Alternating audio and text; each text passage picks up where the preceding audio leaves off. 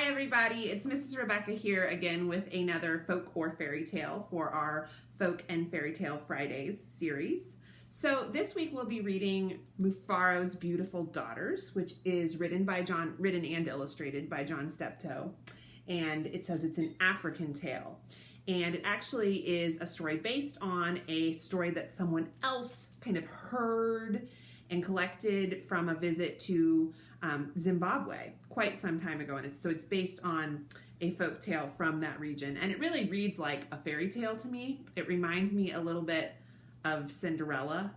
Kind of got that mean sister, nice sister vibe without giving too much away. So without further ado, let's get started. So Mufaro's Beautiful Daughters.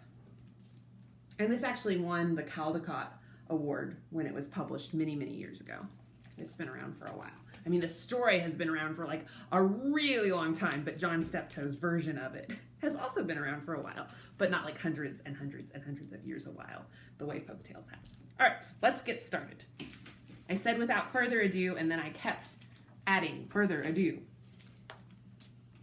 And the illustrations in this book are just really neat. I'll hold up so you can see the different animals and greenery. A long time ago, in a certain place in Africa, a small village lay across a river, and a day's... I'm going to start over. A long time ago, in a certain place in Africa, a small village lay across a river and a half a day's journey from a city where a great king lived. That will be important later. A man named Mufaro lived in this village with his two daughters, who were called Manyara and Nyasha. Everyone agreed that Manyara and Nyasha were very beautiful. And so there's those two little girls. Actually kind of big girls, but. Manyara was almost always in a bad temper. She teased her sister whenever their father's back was turned. And she had been heard to say, "Someday, Nyasha, I will be a queen, and you will be a servant in my household." "If that should come to pass," Nyasha responded, "I will be pleased to serve you. But why do you say such things? You are clever and strong and beautiful. Why are you so unhappy?" I think that's really wise of Nyasha to say, to notice that maybe sometimes when people say mean things, it's because they're not very happy. Often true. "Because everyone talks about how kind you are, and they praise everything you do," Manyara replied. "I'm certain that father loves you best. But when I am queen, everyone will know that your silly kindness is only weakness." So there's Manyara and there's Nyasha, and it sounds like Manyara is really jealous of Nyasha, which I think happens a lot between brothers and sisters, or sometimes even friends. But it's best to try to not be too jealous and to be happy for brothers and sisters and friends. But it's normal to feel that way a little bit. But Manyara might be taking it a little too far. We'll see what happens. Nyasha was sad that Manyara felt this way, but she ignored her sister's words and went about her chores. Nyasha kept a small plot of land on which she grew millet, sunflowers, yams, and vegetables. She always sang as she worked, and some said it was her singing that made her crops more bountiful than anyone else's. There she is working in her garden. Look at that beautiful bird. One day, Nyasha noticed a small garden stake resting beneath a yam vine. "Good day, little Nyoka," she called to him, and I read in the foreword of this book, Nyoka actually means snake. "You are welcome here. You will keep away any creatures who might spoil my vegetables." She bent forward, gave the snake a loving pat on the head, and then returned to her work. From that day on, Nyoka was always at Nyasha's side when she tended her garden. It was said that she sang all the more sweetly when he was there. So there she is with the snake. And you can kind of just barely see the snake there. And it looks like a friendly snake. We don't really have poisonous snakes at all in Vermont, but I've always heard that if a snake might be poisonous, it will have a head that kind of is bigger than its body. So I always think when that's not true, oh, that looks like a friendly snake. So let's keep going. Mufaro knew nothing of how Manyara treated Nyasha. Remember, Mufaro is their dad. Nyasha was too considerate of her father's feelings to complain, and Manyara was always careful to behave herself when Mufaro was around. Early one morning, a messenger from the city arrived. The great king wanted a wife. The most worthy and beautiful daughters in land are invited to appear before the king, and he will choose one to become the queen, the messenger proclaimed. Mufaro called Manyara and Nyasha to him. It would be a great honor if one of you were chosen, he said. Prepare yourselves to journey to the city. I will call together all our friends to make a wedding party. We will leave tomorrow as the sun rises. But my father, Manyara said sweetly, it would be painful for either of us to leave you, even to be the wife of the king. I know Nyasha will grieve to death if she were parted from you. I am strong. Send me to the city and let poor Nyasha be happy here with you. Now, does Manyara really care about Nyasha being sad to leave her father? I don't think so. I think she just wants to be the queen. Mufaro beamed with pride. The king has asked for the most worthy and the most beautiful. No, Manyara, I cannot send you alone. Only a king can choose between two such worthy daughters. Both of you must go. So that's what Mufaro says. That night, when everyone was asleep, Manyara stole quietly out of the village. She had never been in the forest at night before, and she was frightened. But her greed to be the first to appear before the king drove her on. In her hurry, she almost stumbled over a small boy who suddenly appeared standing in the path. So there's the little boy. Please, said the boy, I am hungry. Will you give me something to eat? I have brought only enough for myself, said Manyara. But please, said the boy, I am so very hungry. Out of my way, boy. Tomorrow I will become your queen. How dare you stand in my path? That wasn't very nice, was it? After traveling for what seemed to be a great distance, Manyara came to a small clearing. There, silhouetted against the moonlight, was an old woman seated on a large stone. There's the woman. The old woman spoke. I will give you some advice, Manyara. Soon after you pass the place where two paths cross, you will see a grove of trees. They will laugh at you. You must not laugh in return. Later, you will meet a man with his head under his arm. You must be polite to him. How do you know my name? How dare you advise your future queen? Stand aside, you ugly old woman, Manyara scolded, and then rushed on her way without looking back. My goodness, she's so convinced she should be the queen, and she's so convinced the queen should be mean to everyone that she's just already started doing it.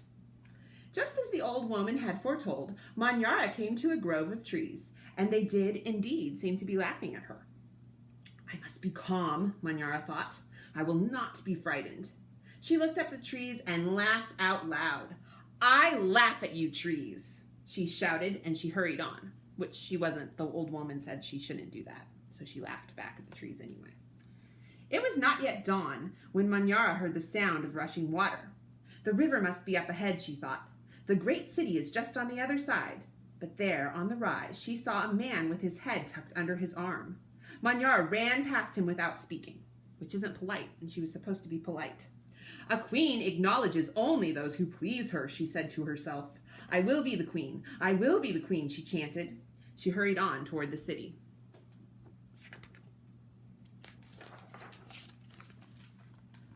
Nyasha woke at the first light of dawn. So now we're back in where Nyasha lives. As she put on her finest garments, she thought how her life might be changed forever beyond this day. I'd much prefer to live here, she admitted to herself. I'd hate to leave this village and never see my father or sing to little Nyoka again. Remember, Nyoka is her friend, the snake. Her thoughts were interrupted by loud shouts and a commotion from the wedding party assembled outside. Manyara was missing.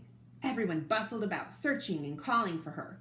When they found her footprints on the path that led to the city, they decided to go on as planned. As the wedding party moved through the forest, brightly plumed birds darted about in the cool green shadows beneath the trees. Though anxious about her sister, Nyasha was soon filled with excitement about all there was to see. They were deep in the forest when she saw the small boy standing by the side of the path. You must be hungry, she said, and handed him a yam, as she had brought for her lunch. The boy smiled and disappeared as quietly as he had come. So it's quite a different reaction to that little boy than her sister had. Later, as they were approaching the place where the two paths crossed, the old woman appeared and silently pointed the way to the city.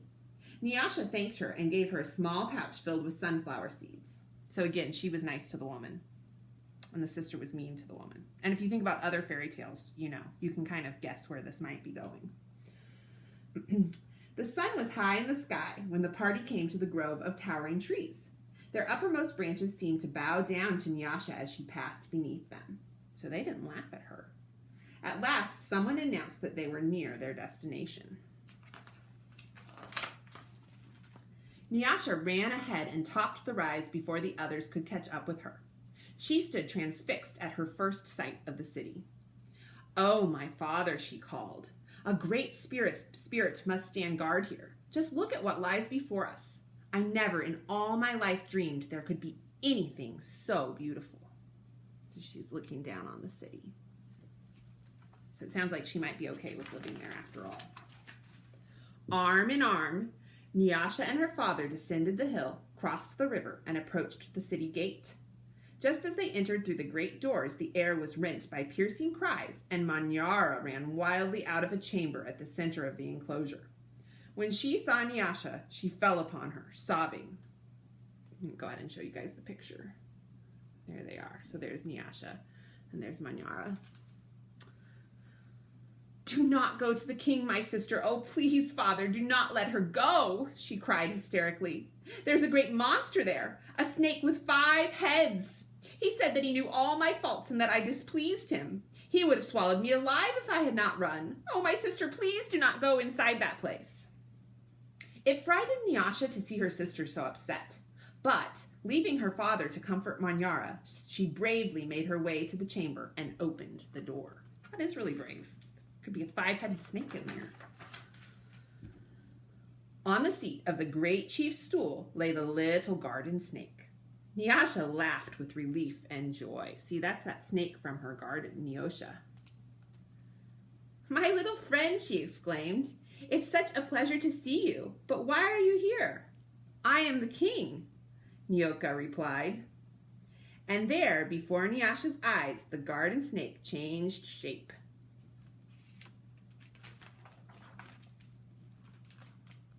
There he is. Now he's the king. "I am the king. I am also the hungry boy with whom you shared a yam in the forest, and the old woman to whom you made a gift of sunflower seeds. But you know me best as Nyoka. Because I have been all of these, I know you to be the most worthy and most beautiful daughter in the land. It would make me very happy if you would be my wife." What do you think she'll say? She loved that snake. And so it was that a long time ago, Nyasha agreed to be married. The king's mother and sisters took Nyasha to their house, and the wedding preparations began. The best weavers in the land laid out their finest cloth for her wedding garments. Villagers from all around were invited to the celebration, and a great feast was held. Nyasha prepared the bread for the wedding feast from millet that had been brought from her village. Mufaro proclaimed to all who would hear that he was the happiest father in all the land. For he was blessed with 2 beautiful and worthy daughters, Nyasha, the queen, and Manyara, a servant in the queen's household. So, in the end, what happened... Oh, look at this beautiful picture. It's a really nice spread. This must be Nyasha with the king after she's become the queen.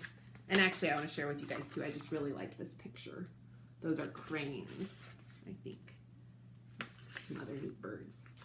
But so it's interesting, where the story starts is that Manyara wants Nyasha to end up a servant in her house, and instead, Nyasha becomes the queen and Manyara is the servant. But luckily, I think it's definitely, and they all lived happily ever after, because I bet Nyasha is kind to her sister and treats her really well. So, that's the end of that story. Next week, we'll probably lighten things up a little bit and do a twisted fairy tale of some kind. And so you can look for that next Friday. And I hope you all have a wonderful 4th of July weekend. And I hope you enjoyed listening to this story. This and many, many other fairy tales and folk tales are available at the library. So if you liked this story, you can check it out. But you can also request other stories like it, or other folk tales and fairy tales in general, or just other books at all. You can always call the library at 485-4621 or email. And also our catalog is available online if you want to be able to look for yourself, but we're always happy to answer questions too. All right, have a good weekend, everybody. Bye-bye.